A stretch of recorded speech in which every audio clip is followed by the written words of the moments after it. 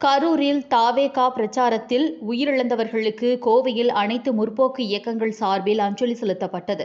கரூர் மாவட்டத்தில் நேற்றைய தினம் தமிழக வெற்றிக் கழகம் பிரச்சாரம் நடைபெற்றது.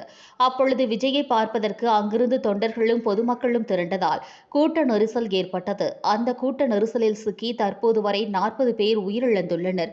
பலரும் மருத்துவமனையில் அனுமதிக்கப்பட்டுள்ளனர். இந்த சம்பவம் நாடு முழுவதும் அதிர்ச்சியை ஏற்படுத்தியுள்ளது.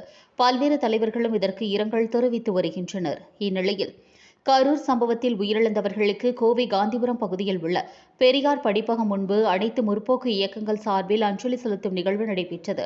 இந்நிகழ்வில் தந்தை பெரியார் திராவிடர் கழகம், திராவிட இயக்க பேரவை உள்ளிட்ட பல்வேறு அமைப்புகளை சார்ந்தவர்கள் கலந்து கொண்டு மெழுகுவர்த்தி ஏந்தி அஞ்சலி செலுத்தினர்.